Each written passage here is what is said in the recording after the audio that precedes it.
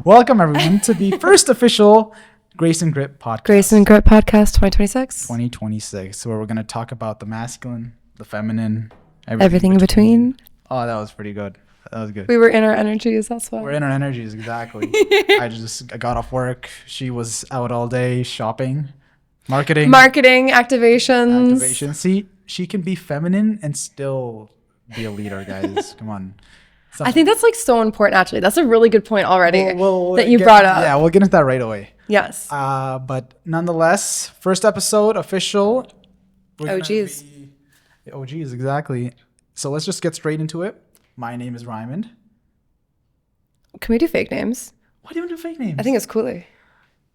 Elizabeth Starlight. That's always been my fake name. Okay, so my name's Aurora. Nice to meet you.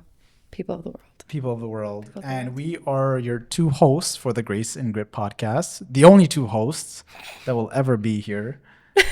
We'll have some guests here and there, but nonetheless, it's just us two. Tav. Yes. That's our mutual friend, nonetheless. Calvin. We just start dropping names. They'd be like, who are these people? And then IDs, and then we'll flash back to this moment when these people are here and we'll be like, we called it. I first saw the future with my intuition. There you go. Feminine energy. And now they're here. Here we go. So we'll start off. The whole episode is just going to be our relationship dynamics and masculine, feminine energy. Yeah. As we were just saying before about the women being in business and still can be feminine. You want to lead off on that? 100%. So I feel like there are very big differences between masculine and feminine energy. It doesn't have to be singular to gender roles, but we are always ingrained within us the way we have our testosterone, our estrogen. Mm-hmm. Males obviously have more testosterone, 20 to 30%. Females, obviously much less. And with our estrogen. I was researching this a little bit beforehand because I feel like it's really important to establish what each gender has with our energies. So it's an energy, masculine and femininity. Yeah. Right? So do you want to talk a little about what masculinity is to you? Sure. And how that in my sense embodies you. I'm very traditional, as you know, in that sense. So for me, masculine energy is not just the physical of being, going to the gym. 100% go to the gym, stay in shape, discipline. All those things make you who you are. When you walk into a room, first thing people notice is, wow, he goes to the gym. He works out. He looks good. He takes care of himself. That's someone that instinctively, subconsciously, they want to talk to. They want to be around, man or woman. Mm-hmm. As a man, he sees that and he's like, I can trust that guy. He goes to the gym, this and that, just preconceptive protection. And for the women, it's the whole protection aspect where, he goes to the gym. He walks into a room. If anything happens, he can take care of all these things. You can make her feel safe. I think that's the main job anyways. But I feel like there's like a huge like misconception in between like what masculine energy is as like, I feel like in today's era, a lot of people don't want to be seen as masculine. Like guys don't want to be seen as masculine for being like misogynist, or they don't want to be labeled as toxic. And I think that's a big issue. I think that's the main issue anyways. You have a lot of people that don't act like how men should. And my definition of men is very traditional again, in the sense of being strong, making money, having certain values that you stick to no matter what, no matter who's there. I'm going to believe what I believe, and I believe it's right no matter the situation. And in that sense, people nowadays like to just flop around and switch between sides. And I think that's where my issue lies most, is if you're going to believe in something, but someone's going to come and say, you can't believe in that. That's wrong. And you're just going to switch sides automatically. I'm going to look at you like you're an idiot. You want to be firm. You want to be firm and you want to be... And open, though. Of course. Be open. If someone's going to come to me and say... That's a balance, actually, between masculine and feminine energy. Yeah. To be able to, like, have your opinion and to be strong on it. Yeah. And not easily swayed. But also, that's masculine energy to have, like, that decision and that decisive focus. Yeah. And then the feminine energy to be able to actually listen as well. And to be able to understand the other point of view. And if you do end up, switching by the end of it... 100%. It's just... facts and there is something to prove. 100% somebody can change their minds and be like, I believe in this now. But it's the people that just switch sides automatically because you're being told you can't believe in this. People pleasers. People pleasers. And also maybe they also feel unsafe as well. And that's where we need a masculine energy force to make sure that the people, even the underdogs, feel protected. It's easy to say things online when you can't get punched in the face. But saying it in person is where it really matters. Because if someone were to come up to someone else and say the things that you see online that people say to each other because they 100%. Oh, you're getting rocked. You're getting knocked the fuck out. Nonetheless, I'm knocking you out just because you're going to go and say these things online, but you can't say it to my face. That's not a man. Speaking from experience? Maybe. Oh. I don't know. Dropping names, dropping ads. Dropping addresses. But it's that sense where you're not going to believe in what you believe in, or you're going to say these things online and not say it to me in person, or say it in person because you feel safe. Mm-hmm. And it's the fact that you feel safe online that you believe you can say these things. Best believe if I find you, you're going to have a confrontation. But right. So being in that, like, that energy and like how that's misconstrued, I feel like it's also misconstrued towards the feminine side as well. Yeah. Where like females are actually now told to be strong, to be in that masculine energy, which goes back to leadership, what we initially wanted to get to. But I wanted to land at like some like, not ground rules, but like some basic fundamentals. 100%. And that comes with females feeling like they need to be in their masculine energy. I feel like that comes a lot because of, we think we have to be independent. Like, oh, we don't need a man. We don't, we can do it all ourselves. Sure, competence and having empowerment for yourself is 100% an amazing thing to have, but it doesn't mean that replaces someone else or means that we have to do the same things that guys have to do. Like personally, I know that, so I run a company, and I love guys. Yeah. Guys are awesome. Thank you. See, I feel like look at that. You can clearly tell. I'll lead with an example. I'll lead with a story. I feel like that makes so much more sense. For a large part of my life, I feel like I was running in my masculine energy. I did everything on my own. I didn't need anyone. It's also like how I was raised, to just always be able to do it yourself on your own. And then you and Tav come along and you guys are like just simple things. We'll start simple, just like opening a door, like every single time, and always offering me your arm, and then always doing like the simple things that actually snowball into such a large effect, like building a bed. And like actually doing things. And I remember talking with my mother where we were at an airport having a trip to Dubai. We were a big group friend thing. Anyways, I wasn't there though. You could have been there. And my mom, who was also raised in like a big masculine energy because she's been in this state for so long of having to make her own decisions every single day. That's the thing, being in that energy of masculine, for a female being in my masculine for so long, it's harder to get out of my masculine, and it's also not my optimum state of functioning, right? I truly want to be feminine, and I have literally experienced that very few times, and you guys have allowed me to come into this energy where I can be feminine. And having to explain that to my mom, where I was like, Mom, like, you don't have to do this because they want to do this. And she's like, oh, but I can do it myself. Yes, you can do it yourself. Doesn't mean you should. Just because you can do something doesn't mean you should. And just because you can't do something doesn't mean you shouldn't try. So it goes both ways. Ooh, right? That was very well said. Thank you. Oh my gosh. And it goes back to how men are raised. So in many instances, you hear people tend to be raised. It just depends on the parent. You can be masculine and still be raised by your mom nonetheless. I mean, I was raised by my mom for my whole life, and I would say turned out pretty well. But most people that I see online that are raised by their mothers do become more feminine for not for whatever reason. It's their beliefs instilled on you. My mom always had the belief that, again, she likes to be taken care of as the wife. She likes to just do whatever she wants at home, and she wants to take care of the kids. That's when she instilled on me in terms of, you're going out with a woman, open the door, offer your hand, and all these things. If you're going out to dinner, guys, pay for the date. I don't want. Is that even a question? You'd be surprised. You'd be surprised how many guys are actually saying 50-50 on a date, or they only say that's North America. No, I've seen it. I've had experiences with certain people that say, I was taken out and offered 50-50. And it's not even this instance on first date. On a first date. And I mean, this is brown people, so I don't know how statistically how that matters. But in the sense of, sure, even if the girl says, I can do this, a girl is always going to offer, nonetheless. You're going to offer, be like, oh, I'll pay for mine, or, oh, I can pay for this. As the guy, your job is to say, no, I'll pay for it. Because it shows that you guys are providers and that you want her to feel safe and provided for.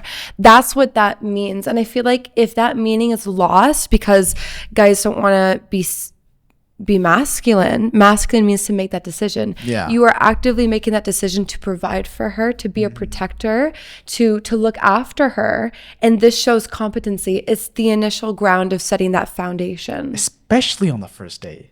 You can't take a girl out to a nice restaurant and not pay for the meal. I was in awe when I heard these stories, because I'm like, I'm not gonna say that, but I was gonna say you can't. But you know what you can talk about? When you went on a date. Oh, yeah. And the chair moved. Now listen up. This is good. I might not be in a relationship, but I still know how to treat a woman. He's got game. I got game. I know ball, guys. So I go on this date. I really like this girl. Really like her. Just fast forward, I got my heart broken. But nonetheless, first date. We go to a restaurant. A little forward. Yeah, it was a great day. But everyone's having hopes. It didn't lead to anything nonetheless. I go on the date. We go to a nice restaurant downtown in Vaughan. And it leads to, I booked the reservations. I had the bouquet of flowers.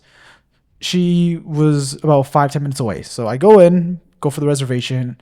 I asked the waitress, can you bring out the flowers when we both arrive? First off, guys, best thing ever. I have not heard of that yet. Girls love flowers. You can bring her flowers for any reason. No, but it was the waitress doing that that I was like, it's crazy, huh? I would have lost my mind. And so I walk back out. She calls me. She says, oh, I'm over here. So I go to her car. We walk towards the restaurant again. That's like acres away. I, for some reason, trudged it was through parked across the street and not in the parking lot. But nonetheless, it was cold. But I had to make some sacrifices. It's okay. We walk in. The lady sees us. She seats us. And so this is the thing, guys.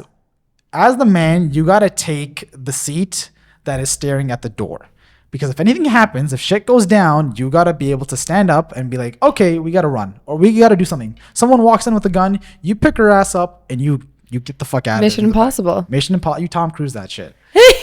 So nonetheless, she automatically goes to sit down on the bench. Women like the bench side as well, but nonetheless, you got to make the sacrifice. Fear. It's the comfiness. She goes to sit down on the bench side. And so I am trying to, quote unquote, pull the chair out because I noticed she went to sit there. And I'm looking at it, I'm like, this chair is really, I can't pull it out. So she stands up, comes to my side, and then I pull the chair out for her, and then I let her sit, and then I push the chair in, and she is laughing but blushing at the same time. And so I'm just like, in my mind, I'm like, I'm so good at this. It's too easy, guys. It's too easy. And then after that, I go to the other side and I sit on the bench side. And from there, the date went great. We're talking. It's how smooth, not only the pre-work that was done, but even like getting there early, making sure that waitress. How did the waitress? Oh, I tipped her $50. No. The bill was a total of like $120. I tipped her $50. I told her at the end, thank you so much. You were fantastic. I left a review. What was her reaction? She was at first, she's like, oh, that's so sweet. I've never had anyone do that. And then at the end, when I was talking to her and we were just talking about this, and she's like, you're the first guy I've seen do that. And I was like, it's technically my first official date as a man. So I know ball. Had to do it right. Talking to the mom first beforehand. Is this good? My mom's like, my mom trained me for this. So when you're out with a girl you really like, this is how you do it. This is how you do it. And so from there, just the date went great. Obviously, again, it didn't lead to a relationship. Nonetheless, it was heartbroken for a few months, but you know what? You set that standard for her. Oh yeah, 100%. And that is what counts, because you're helping to. I feel like personally, not yet has something like that been happening. Of course, I've had other amazing dates, which we don't have to go into. But eventually. But having that done, I know that females. Like, I know the female side of this. No, 100%. And I'm not going to go into her details of her life, but she makes a lot of money. Mm-hmm. And all these things that I did for her nonetheless. So she definitely had a sense of that masculine energy. I would say like the same as you, where you can feel that aura. You can 100%. Feel it. 100%. You can feel it nonetheless. And I can tell that obviously she has this because she runs the work she does and all these things. She makes a lot of money. She doesn't need me to pay for the date because she can obviously pay for these herself. But obviously if I'm going on a first date or just whatever dates, I'm going to pay for it. So it's allowing that to happen. It's allowing that to happen. And she did. And it's also my job as the man to not push it on her, but draw a line between the feminine and masculine of like taking in charge of basically like, I am the masculine. Mm-hmm. We're on a date. You're the feminine. Mm-hmm. And even then, first, the whole date was fantastic. That was probably the best date I've ever been on in my whole life. And it was just from there where you connect energies and you can tell the difference. It's the whole like yin and yang. You have the black, you have the white. Mm-hmm. You have a little bit of white in the black, which is feminine with a little bit of masculine. And then you have the white, which is the masculine with a little bit of feminine, which every guy does. The reason guys fall asleep easily when they're with a woman is that feminine part. Mm-hmm. Exactly. We're talking about this earlier today. We're just talking about something we talked about before. Yeah. But nonetheless, it just leads to that where, I'm not saying you put a woman in her place, but you assist her into that category, between those two categories of masculine and feminine, where, yeah, you're going to meet some women that are more masculine than feminine because they're leaders and they run a business. But again, in the certain situation, like you, Aurora, you have a business, but you're still very feminine, which I think is great. You wait for me to open the door for you no matter what. And I'm like, that's great. That's the whole point. It's the Latin side. Exactly. It's the Espanol in you. They're going to look at me, they're going to be like, you gringa. Yeah. Offensive, but she is. Yeah. Half British. No, but yeah, let's, I feel like the feminine and of that, like the feminine is a lot about intuition, emotions, right? So having that, I think I actually read a study this morning where it's females, like we release more estrogen whenever we're actually talking to another, like hang out with the girls, mm-hmm. you know? And I 100% believe that. I think that, do you want to talk about your experience recently? Like 30 seconds ago. Like, half an hour ago? Oh my gosh, it's even just like, you don't even have to know the girls, right? Just having a group of girls who come up to you, amazing outfit, just complimenting you on simple things. It means so much. It's just like, you glow. You glow. I saw when you walked out the elevator, I'm like, I was like, she's just good, Linda. I felt the energy, you know? I was looking at her like, oh, she's here. It's just like, she's here. I feel it. The hair just like all like, you know, just toss. Went up, and I was like, oh wow. But it's the same sense when you're with men. Like when you're with, when I'm with a guy, or like me and my friends are out, mm-hmm. and let's say we're at the gym. That's the most grounded masculine place you can think of, because you're both just lifting heavy ass weights, and just pushing each other, and sure, saying the most randomest shit. For whatever reason, you're just making dumb jokes and it's just hilarious. But that is the place where it's binary. Life, in my opinion, when I like to think about it, is binary. It's either you can lift the weights or you can't. And then you go the next day and it's either you can lift the weights or you can't. I think growth. That's how men should think of life in every possible situation. Either I get the girl or I don't. Either I'm rich or I'm not. Either I can do this or I can't. And then you do it again the next day and you do it again and you do it again. And well, about getting the girl part, though. Yeah. It not necessarily you get the girl, you don't, because with, at least for me, for the cat and mouse game, but also what happened, the linear trend with me is that a guy can be asking me out and we just met. And of course I'd be like, no, like we don't really know each other. I really like to be friends first. I kind of like to lay that foundation. My views on love is definitely very strong in terms of the packages that each person gets. We'll need a whole episode for just that. My relationship contract, I'll drop it now. The hint for next episodes. But having that ability to have at least 3 months before I actually get into a relationship with someone, because I like it when they're, well, I don't know if I like it actually, but I don't know. It actually depends. It depends on the person. Defense mechanism? Maybe. Probably. Maybe. You have a lot of those. Maybe. I'm working on it. But having that consistency that they will show up every day and they continue to choose me even when we're just friends and, they want something more. It's about having that and showing up and proving to me. It's about, it's consistency on that. I think there's actually a really big thing between how women test and... Oh, 100%. Yeah, and then guys what? Guys don't test, but it's how far they're willing to go. Limbo. This is what I will say is very different. So you like the whole be friends first and then get together. It's very important. For me, I don't want to date I know getting to know the person, but for me, it's meeting a random person, going on a few dates with them and talking to them for about a month. I would say is I can tell if I really want to marry this person. Yeah. I would say so.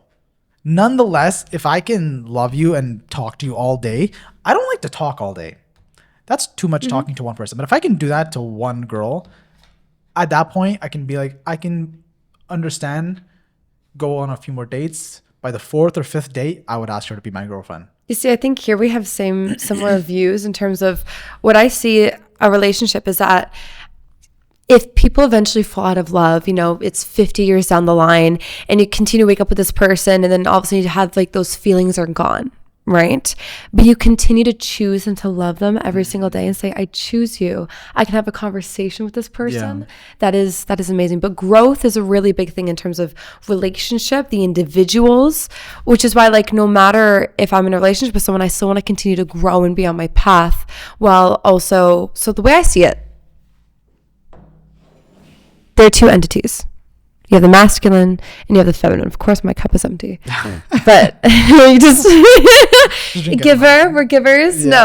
No. But there are two entities.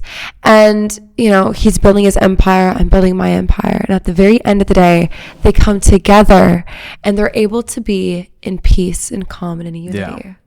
That I've always loved that image. Mm-hmm. And I feel like it truly takes very strong identities. Yeah. They have to know each other to be able to become one with the other person. No, to have that compromise. It's really hard because you have both the people are doing 12-hour days and you come home and you just want to relax with each other or whatever it may be.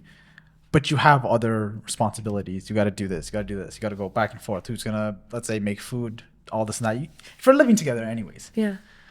And in that sense, that's why it's difficult, especially in our generation. You don't see many people coming home, sitting down, watching the TV. I never want something to be as standard as that. I want to live life. I want to, if I'm coming home at 6:00, we're going out. We're doing something together. Let's go play tennis. Let's have an active life. Life shouldn't be stagnant or depreciating. Let's ride a bike down Toronto, whatever it may be. In the rain. Go to the harbor front. Just enjoy. That's why I don't like the whole room situation. I don't like staying in my room. You gotta see life. After my injury, it made me realize you really gotta see. You gotta go out there. So what did this injury, talk about your injury a little bit. I hurt my back in 2023. I was a gamer and I was playing games since I was 6 years old. Up until 20, I had You were an iPad kid? No, I never had it. I got an iPod Touch when I was in the 7th grade and that was my first device. Really? But yeah, it was the 6th You're in high school. Damn. I had the console, the Xbox 360, but that's I had a little DS. That's yeah. I never vibed with it though. It's interesting to see where gaming's come, but nonetheless, I was a gamer. Yeah, you're literally creating your own fictional world that you can live within. Yeah. Minecraft. Fantastic. Yeah. GTA, all these things. I don't regret playing games as a kid because it's just, I went to play outside, played games, have fun as a kid. Grass was as fun as the one you got to make, exactly, in the game. Right? You're making grass. That could be said as another thing. Oh, God. But it came to the point where I got hurt at work. I was off for the whole year, and there's no amount. I've said this before to Aurora and just other people. There's no amount of video games, no amount of TV, no amount of movies you can watch, be occupied by being stuck in your fucking house and not leaving. So it's your own prison that we actually make. Actually, this goes a lot to feminine and masculine energy, actually. Yeah. Continue with your thing. But yeah, I'll get mine and then we'll go back and forth. Really good. And from there, I was stuck. I was at 260 pounds. And it was at the end of 2023 where I'm like, okay, so I sold all my games. I started the gym. I was still injured, but I was doing therapy every day for it. I spent probably 50, 60,000 that year just doing rehab, doing therapies, all these things to get myself better, which was worth the money nonetheless. I may have gone empty, but it was worth. Your health is the most. Just say that was in Canada. Yeah. Free healthcare. Sucks. That shit's not free, bro. All right. That shit sucks ass. But nonetheless, started working out every day, did cardio, got a job, an easier job at Canada Computers. And from there. What did you work before? With my dad. Oh, okay. Got you. Yeah, oh. That's where I got her. I got her at my dad's. No kidding. Yeah. So then I was, again, stuck at home all year, all these things. Wait, was it like a car that? No, it was, I was carrying something really heavy and you fell backwards and it landed. And then, no. So that's why it sucks. Yeah. But it's made me who I am now. So in terms of the person of me going into shape, and now I do kickboxing. I go to the gym every day. I'm working every day. I go outside every day. I don't like to be in my fucking house. I hate being in my house, not because of the people, but because it does feel like a prison. It is a prison. To some extent, it feels like a prison. And I don't do anything in my room besides sleep. Other than that, I'm outside at a Starbucks reading a book or doing some work, working on the podcast, out with you or Tanvir or whatever it may be. You just got to get outside your house. And that's the thing. It was, again, the universe teaching me a lesson. You got to stop playing games. Yeah. That was a very easy way it taught me. I could have been 60 years later still playing video games and being a loser. Fortunately, the universe gave me a very easy way out. It injured me to the point where I hate being inside and playing games, to the point where now I'm very active, go to the gym, kickboxing, working, just doing whatever. Now, that was the path that I needed to be pushed down or forced down. So now I do know my path, doing the podcast, working on videography and photography, going out. Starting a business. It's, guys, I know people don't, you always ask at the beginning, why did it happen to me? Oh, why me? Whether it's heartbreak, whether it's some sort of stress, whether it's physically injured. There's a lesson. There's always a lesson. It always leads to something. And I didn't accept that at first when I did get her because I didn't understand it. Mm-hmm. My mom was very much into whole manifestation energy, and that's what she pushed onto me. Mm-hmm. So I got a bunch of lessons all at once, which was from my mom about energy and how that works, from the universe and telling me you gotta become a man. That's basically that's how I took thinking about it. I was pushed to become a man at 20 years old. And from there, it was just a snowball effect to where I am now, working out, working on the business, doing this with you, and all these things. It just leads, like, life's great. After that injury, I'm like, wow, guys, it's so magical. I think that's like a really good start for people, although, to like continue in like finding their energy and being within that. Like, start by getting out of your house, because your room is your own prison, and also your phones. I feel like we actually have made our own prison, our own jail cell, by isolating ourselves and making ourselves be seen as individuals that are separately excluded from each other. Yeah. So there's masculine, there's feminine, and you can either be one or the other, very polarized views. Yeah. When, it takes balance, it takes leniency, 100%. You got to meet someone that works with you. And if you like someone and they have a different opinion, work on it. If you really do care for them and you see a future with them.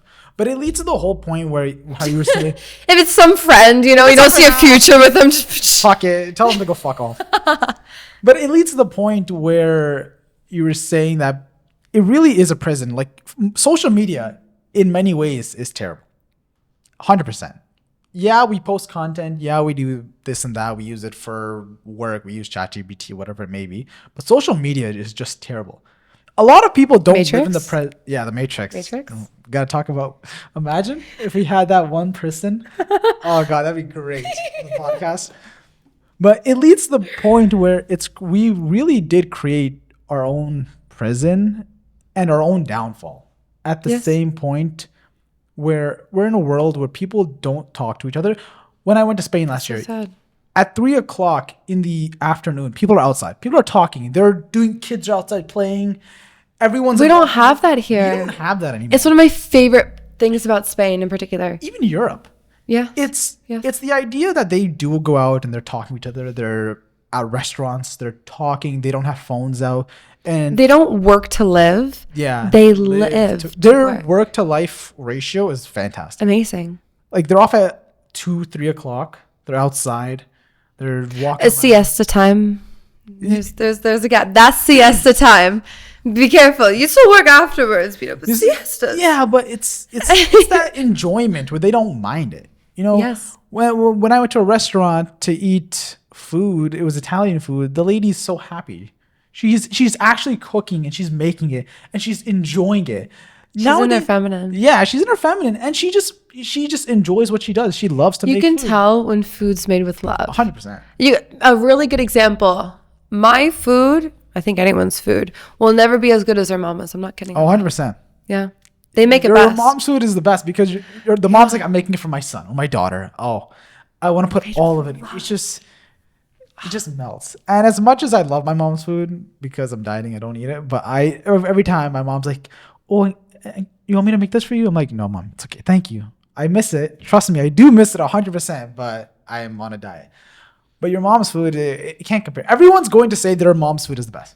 That's just how it is. There's no competition. It's just my mom's food is the best. British, so. Oh, yeah. You guys. There's no. Latin food, though, my Latin side. Latin, yeah, exactly. But it comes to that point. Tamales. Oh, I actually want tamale right now. They're so good. But it comes to that point where you just realize how different the world is now. Even when I was a kid, when we were kids, we were outside playing. Don't start with that. Oh, when I was a kid, 10 years ago, 12 years ago, when we were in middle school, I went outside all the time. I was outside and playing video games, and that was my only life after school. No. Really? For me, no. I very much enjoyed when I was very younger. I had a trampoline. I did rock climbing. She was a very active kid, and but that's what I mean. Yeah. You did active things. You weren't just inside on your phone or iPad. Because as I grew older, Yeah. Now it's different because we have access to all these things, and every kid has access to it. I wonder if kids still play with dolls. I'm not even kidding. It's like a very, I don't like the age range of, because I used to play with those at least till I was 8 or 12. I think Australia and New Zealand, they posted they're the first country to ban. I saw that. Ban kids under the age of 16 of having devices. I thought it was 12. Some age. Maybe it is 12. Maybe I think 16 is a bit too old. Yeah. 12 or 14 or something. I think that's great. Mm-hmm. I really think no iPad kids, especially in school. They got to go back to having a notebook, pen and paper. At that age, you know what? That comes differently. Like the way that you engrave the information to your mind. I remember I actually had an iPad growing up for high school, and I actually used to write my notes on it. And yes, it is more efficient in terms of getting the notes down, but still rewriting it physically, pen and paper. I had the pen of the tablet, but nothing stuck into my brain as great as writing it down on pen and paper. You memorize it because you're reading it, your brain is going through it all, and you're writing it down. Right. It takes more work to write it down. It's like the grit of the pen and the paper. And just when your handwriting is that good, the grace. You're saying that writing on pen and paper is masculine? No. But it's that sense of, I think they're doing it right. I think we need that here. Maybe not.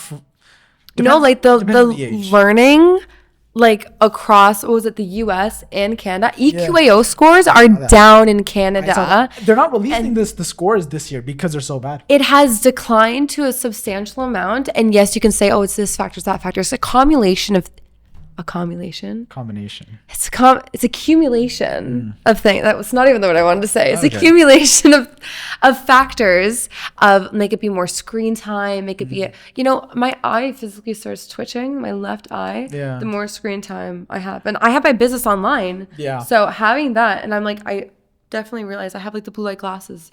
No, 100%. My mom has the same thing where she just looks at her screen too long because she's going through her business stuff and clothing, all this stuff, and she's just women in business, right? I love it. My mom's great, and she still does all the home stuff. It's wild. She's too busy in life. Your mom has a wardrobe company for dresses. So Indian suits and all those that clothing stuff, and she works on that, which is great. Very feminine, very beautiful. Yeah, she loves clothing.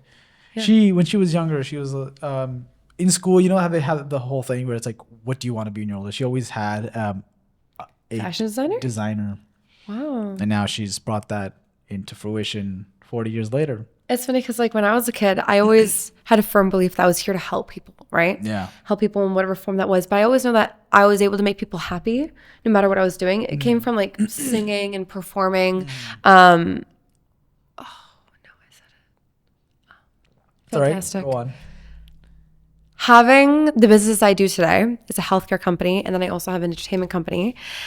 They both align in ways of helping to heal people. Yeah. As performing and having the arts is a different way of expressing yourself and making peace come to your soul and your body. Yeah. Your mind. It's very, very cool. No, 100%. Especially nowadays with the whole like talking about kids.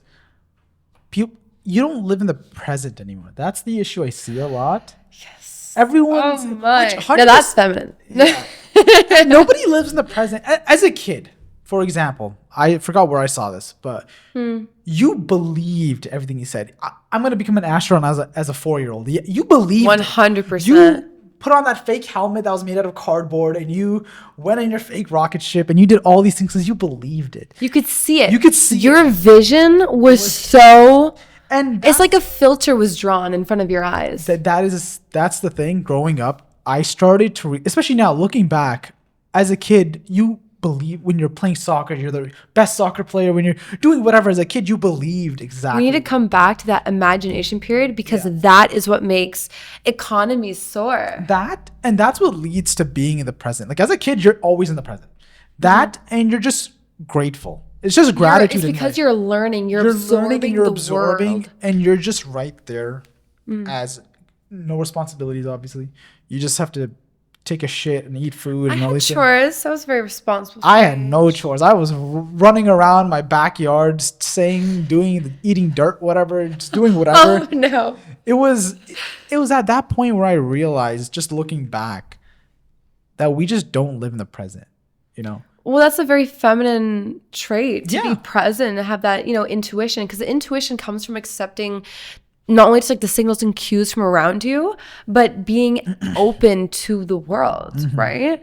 And so having that presence of this is here, listening, being able to accept inputs and outputs really allows people. That's why I think the masculine and feminine really do connect that way. 100%. Because having that intuition, then when I talk to you about it and then you make a decision based on that, I'm still keeping 100%. It's the fact is if you have a guy and girl and they're both successful, obviously the guy wants yin and yang. The yin and yang. He wants to take advice. What does she have to say about this? And then you move forward with what you believe. Obviously, you still move forward with your gut, but it's my favorite thing when I'm at a table with someone and they're clearly making a decision and they lean over to me and they ask for my opinion because they know that my gut feeling is always on par. Yeah. No, but that's the thing. When you're alone as a man, it's different. You just go with what you believe, and if you fail, you fail. It's on you. There's no one you can blame.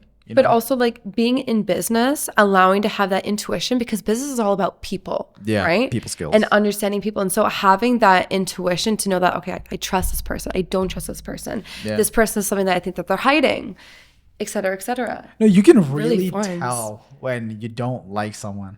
100%. I don't know if you remember about that birthday thing you had to go to with Tav. You said you're going on Saturday. And I said I didn't want to go because I don't. Oh, no, I don't end up going. Oh, we all end up not going actually. That's good, but I just don't. I'm like, I don't. I'm not gonna go here. Yeah. I don't like the person. Remember when we did a morning sunrise drone shot, and we met this individual who. Okay, so I went up to this individual and I started having a chat. It was a beautiful morning that we're having. Extroverted, yes. Just very much my feminine, very relaxed, because I know I had two very masculine guys with me, and I felt safe talking to people. especially around Toronto, which can be quite dangerous. Especially in the morning at like 6 a.m. when we're just Dude, going it was like around. 5. It was crazy. Anyway, so I started having this conversation with this person, and as we're actually getting to know each other and we're talking more, it's when you get a little bit too, I'm not even gonna say too much into your masculine, but I'm saying when the individual is very abrupt and aggressive. Yeah. And trying to take control of the conversation. That is when it's very off-putting. And that's when I'm not going to say that's toxic masculinity. I'm not. But what I'm saying is that there's a good balance about being able to be decisive and to have your own opinion and be, this is where I am, but also being able to have that bit of feminine. We were able to listen to other people and not be 100%. He was basically saying you're wrong. If someone's come out and tells me blatantly, you're wrong, that's not how you make friends. He's like, you're wrong. Listen to what I have to say. That's literally what he said. That's literally what he said. His whole point. And then as soon as he said that, I tuned immediately out, and I'm like, I'm not okay. Because, I believe in his mind. He was like, Tavin, you came up to me afterwards and you're like, you didn't like that person. I'm like, young. No, I didn't. She's no. young and she's a woman. She doesn't know what she's talking about. That was his whole instant. That's what I believe. It was. And that was off-putting. That is what we don't like. Yeah. And he was ugly. So why would you even take advice? You're going to judge someone's 100%. Yeah. You have to judge on physical character. At the beginning, yes. Actually, for women, I find that, well, at least, for me, I actually like to judge by personality. I think personality, like anyone can choose at any point to just start overeating or they go into a disorder of sorts. Yeah.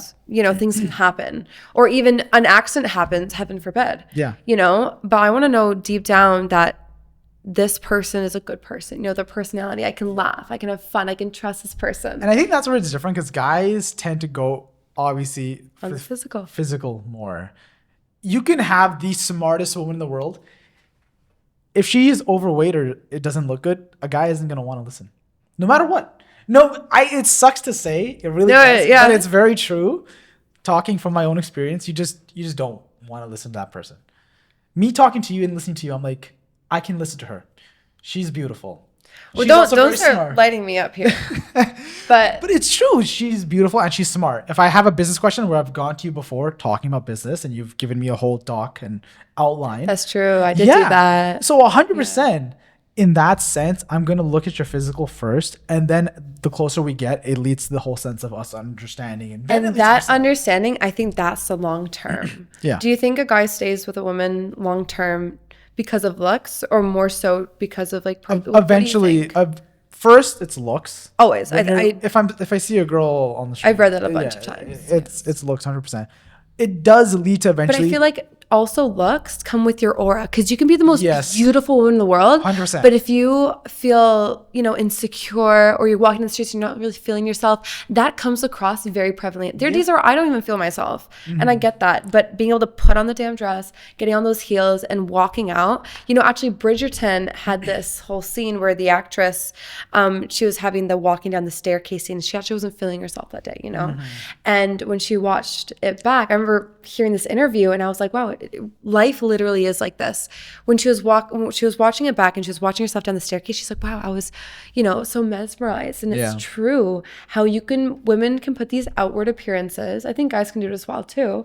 Anyone can do it. And people believe that as well. So literally fake it till you make it helps you not only feel more desirable, but feel more in tune with yourself, and other people can feel that aura too. No, 100%. Even if you're not rich, even if you don't have the money, you have to give the appearance. People care a lot about be in that manifestation. Exactly. If you don't buy the damn ring. Exactly. Buy the watch. There's a lot of things. Make yourself broke. Yes. No. You don't have to buy a $10,000 Rolex, but you want to look good no matter what. And just talking about the glow and energy that women have, it's very true. If you're a guy and you believe in energy and all these things, you can tell a woman by their energy. Going on my first date, I could, not physically, but you can sense a very warm energy from. Right. And that's what I had, where she was giving off yellow, orange, kind of sun. Like the sun. That's what we mean more in terms of like looks and like appearances. 100% where I thought she was 100%. She's very beautiful. The more I got to know that night, personality, then it leads to personality where long term. It's not just so much about personality and traits, can she be the mother to my kids? I think that's where it ends off. I love having that goal, actually. I think this is very important because I think, at least for me in this dating era, I have a very strong feelings about how I do want to date for marriage, right? I think that's very important for me. I don't like to date unless that is the goal in mind. I always have goals and objectives for that. With friends, this is the way I see it. Friends, right? I had to clear the area. Go for it. Friends is people whom we all have our own separate lives, and we come together, to share moments with each other. That's where we like to share our lives. That's the objective of having friends. And then when it comes to your partners, my partner is who I actively want to build a life with. Yeah. That is how strongly I feel it, right? And that is where building a life leads to marriage. That is why I want to have that partner be in that boyfriend and girlfriend dating relationship. Yeah. And then if that will eventually turn into marriage, if building that life becomes that strong where I want to have a future like that. But I always see potential in these people. That's why I'm friends with them first. It's why I'm friends with anyone. It's because I see potential in them. I want to share experiences. I think that's what it is. Yeah. Because I would say in the sense, a guy sees the potential as, can she be the mother to my kids? Is she fertile? Is she basically fertile? No, that does. No, but can she raise my kids the way I want my kids to be raised? Who else would you trust besides your own wife or husband, your parents, depending on the parent, to raise your kids? No, there's nobody. Auntie Heba. Yes, but in the overall, teaching them all the traits and attributions and everything and how you. My kids are going to be amazing. I can already feel exactly fantastic. I'm not going to drop my kids off to a daycare and let random people, even school, private institution. I can't, especially with how stuff's going now, I can't leave them in public school. I feel very strongly the way I want to be raising my kids. I actually was formulating with some of the structural. A better way to say it. I'm not going to say a better way to say it. The way I want my brothers to be raised and my kids, right? I guess my brothers are test semis. I already know what I want. Test subjects. Future kids. But I am correct. I know I'm correct in that way because I forced myself to also be in the rooms that allowed me to be the person I am today. From the story you told me, what you're doing with your brothers, I think it's great. Okay. I think that's what they need, especially at a young age. They love and hate me for it. They respect it. Be like, why is Aurora doing this? But when they're older, they'll realize you'll start to. But you know what? I realize as well, having that masculine person within the household, like the masculine father figure, is so important. Like having someone that's not, toxic father masculinity, but having someone who is very open and being able to be in that masculine. My brothers 100% respond differently than to my mom, the way they respond differently to a masculine person. Yeah. Every time Tav comes over and Tav starts talking about anything building wise, make it be Lego, make it be, it's always about the CPU and the RAM. And I think, oh my gosh, we had troubles with the snowblower 2 days ago. I'm not even kidding. I came home to see everyone and my mom couldn't get the snowblower on and my brother was outside working, actually building the snowblower thing. Yeah. And they couldn't get to turn on. And so my mom's like, call Tav because Tav can fix it, right? And so we call Tav, and we're all having a good laugh. My brother's not able to figure out what it is, but he stays out there the entire time, makes sure that he's learning about this, and he's actually lighting up inside knowing that he was able to actually figure it out and get it to work. And listen to Tav, he is a different person whenever there is a masculine person talking to him. No, 100%. That's why the combination of both your mom and dad is very important. Mm-hmm. And it just leads not just to how you learn things, but how you respond. I saw this online and it was, your mom tells you to make your bed. You're like, okay. Mom told me, we'll do it in 20 minutes. Dad tells you to make your bed. I'm going to do it. I don't want to get my ass beat. I don't want to get knocked the fuck out. You're going to make your bed right there and then. And it leads to the whole thing where your mom, your mom loves you too much to grab the slipper. Or to yell at you so much you're going to cry. Your mom's not going to do that, obviously. Dad, he doesn't give two fucks. He's gonna knock your ass out. He's gonna say, okay, say it to my face. And then the words start to come out and then you get rocked. But not physically assaulted, but you get a spanking or you get a lesson, whatever it may be. That's important. Not beating your child, but to the point where you have to let them understand that this is not right. It's not going to hold up in the future, whatever it is. Especially if you want to live your life a certain way, you got to do it the right way. And that's where it comes where even me as a dad, where, okay, my son's, for God forbid, my son says the F word. Well, I don't know why I'm saying that. He says fuck to my wife. Oh, I'm going to tell him certain things where you can't say this. And you know how kids are, where they're like, oh, I don't care. Or this and that. He gets 2 warnings. He gets 1 warning. After that, put on the gloves. We're fighting. You're not going to say, and it comes to that sense. So I'm not actually going to fight my kid, but you have to teach them a certain way. You know what I had like in mind? So I helped raise my 3 younger brothers. And I get it. Like the way that females born first or male born first definitely contributes, especially like females and males. However, when me and my sister were able to write down lines, what we did wrong, repeating it over and over again was redundant. However, what I did find is that one thing I always wanted to adapt and improve upon is that if they asked me to write a letter as to what I thought I did wrong, and how I would improve about it and how I wouldn't do it again and why I wouldn't do it again, right? Having that active learning and then being able to actually read it out loud to them and get that greater understanding. Now, that's a learning experience that we can actually grow and learn from, right? 100%. We're inputting into our systems. I think, because again, women are smarter than men, I'd say overall. So they don't need... We have more connections between within whatever, our brain. The nerves and all that stuff. So they don't need to be told 2 times, 3 times, 4 times of not to do something. Think guys are dumb as rocks. I was a fucking idiot when I was a kid. I would do the same shit 4 times, get beat 4 times, and then think about maybe I should do it 1 more time just to be sure. And it leads to that sense where, okay, I'm gonna do something dumb. As a kid, you should do dumb things because that's how you learn. You shouldn't be.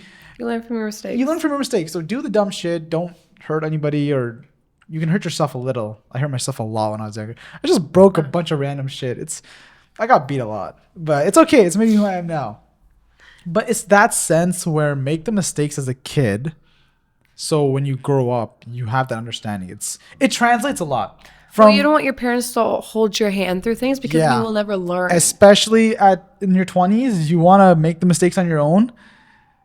You want to make the mistakes on your own, man. You don't want your parents, because this is the thing. Sure, your parents tell you to do something and they could be right and it works out. Or it goes the other way, and that's where resentment starts to build, where if you fail on your own, you can blame yourself. I can blame myself and be like, it was my fault. Okay, that's fine. But if my mom or dad tells me do this and I put 2, 3, 4 years into it and it doesn't work out, where a lot of kids nowadays, they've done 4 years of schooling and they still have no job. Yes. And sure, maybe their parents put them into it. It's that resentment that starts to build. I want to move out. I don't listen to my parents. I don't do this. I don't do that. That's when resentment starts to build against people that try to do the best for you but didn't understand. And that's what, especially for brown kids, you got to get out of your house. You got to leave and struggle on your own. If you don't want to do something and you have a belief and you put your 100% to something else, whether it's a business, a side hustle, or your dream is to become an author, put it towards that. Because if you fail, you can blame yourself. If you fail because of your parents, that's when resentment happens. And I actually experienced both. Yeah. Where I felt same. Yeah. Look at that. Oh my gosh. Sucks. But what were you pushed to do? Oh. Yeah. They have no idea. Yeah, we'll just No, but for me, it was actually a vocal career because I got screwed over in the entertainment industry, and I didn't realize how toxic it was. I mean, people always say about it, like, how toxic the industry is, but I was in high school. I firmly believed in my voice and myself, and then I didn't realize how influencing factors and people could just tear someone down. But my mother always had me consistently working on my voice, and she said, pursue that career. I wouldn't want to have that ever happen again, not to me, not to anyone else. And that's why I love taking the business side of music to be able to empower other people and how to actually succeed in the industry in the avenue that they want to take, and showing them also the realities of who you can trust. I was very happy that you still stayed in the music aspect, but you just flipped it where you're the person, teaching and doing all these things and helping other people, which is good. And learning how to market yourself, because when I put my trust in someone who was supposed to help me, who I actively paid to help me, and they screwed me over. Yeah. I won't forget that. That 100%. Is what turned me away from the industry. And then being in business, I honestly, at first, I knew that I had to go to university because my parents told me I had to go to university. Yeah. It's the only thing that we ever talked about, right? That university was the end all be all, but we never talked about after university or how to build life. But moving out definitely was allowing me to see what I was actually capable of, what I did like, what I didn't like, how I was able to actually monitor and mature myself. Like I was already very mature for my age, but moving out brought it to a whole different level. I still will never forget the very first meal I had when I moved out was steak. There you go. It was fantastic. I cooked it myself. I'm very proud. Very excited. I talked to my mom about this morning where I was saying... Can I just say I love how you have a fantastic relationship with your mom. I love my mom. Like typically guys like move away from their mom. Yeah. But I love how you keep it. I love my mom. I talked about everything. I talked about I love my mama. Which girl I'm talking to or whatever. Or just we talk about everything. She doesn't care. She saw... Not even she saw. I told her I have condoms in my room. And she's like, at least you use it. I'm like, she's like, your younger brother could probably use it. I'm like, I know he's in a relationship. He probably could. We're very open. She's like my best friend, and then my mom, and it's great because even for me wanting to move out, she pushes it. She's like, move out as fast as you can. Whether you got to work 2 jobs, whether you got to work 3 jobs, get out. Grit. Yeah, grit. Get out of the house. Find a place to live and struggle through it. And obviously we're always here to help. And if you ever need money or whatever it may be, but it's that aspect of you struggle on your own. And when you have to pay for your own meals and you got to go at your own, you're paying your own car insurance, your gas and all these things. And it's the buildup of how much shit costs nowadays. That's what teaches you. It's the real world. It's the real world. And my mom pushes that. And I 100% making plans. I don't know how long it's going to take. And 2026. 2026 is to get the fuck out of that. My older brother. One day or 2 day. Exactly. 1 day or 2 day. Right. And that's the thing. Like my brother's already moving out. He's with this from his company. They're helping him and he's going to get another condo downtown. But I can't live with him. So I'm not moving. Oh, no. I can't. No. But he's moving out and then there's going to be 2. That's not moving out if you're going back in with another family member. Yeah, 100%. So he's moving out and he's getting his own place. Then there's 2 kids left. And then 2026, I'm going to move out. There's me 1 kid left in the house. And that's when, my dad's going to see how much it sucks when your kids don't want to be at your house and all these things. Because that's how I see it. He takes for granted now that we're all home and all these things. And it's the whole brown dad aspect where they have that sense of control because we're living in this house.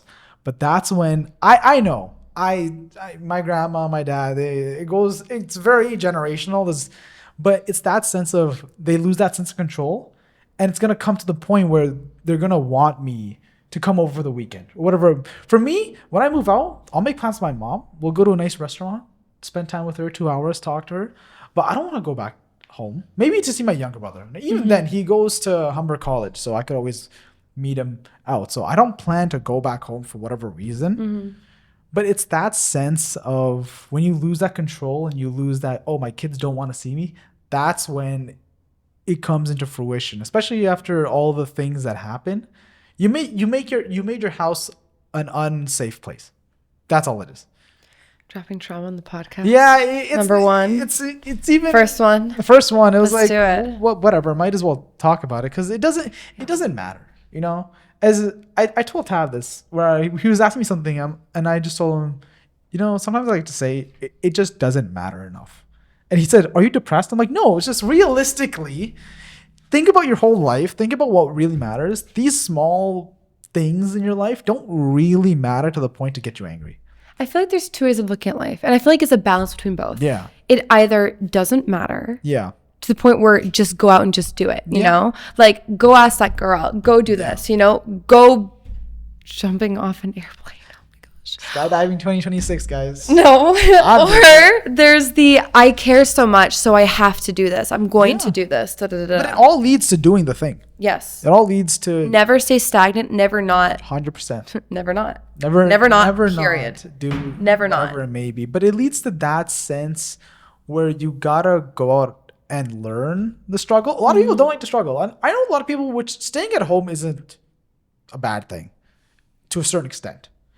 Obviously, go out and have your own like place. Comfort's a thief of joy. It's the whole comfort thing where you're just too comfortable at home, where you're gonna be. You can't stay comfortable. Be comfortable with being uncomfortable. Yeah, I'm quoting a bunch of people who I don't even like. I can see their faces. But the quotes is just in your head. They're rapping in there. So let's recap. Yeah. So we talked about masculine and femininity within the household.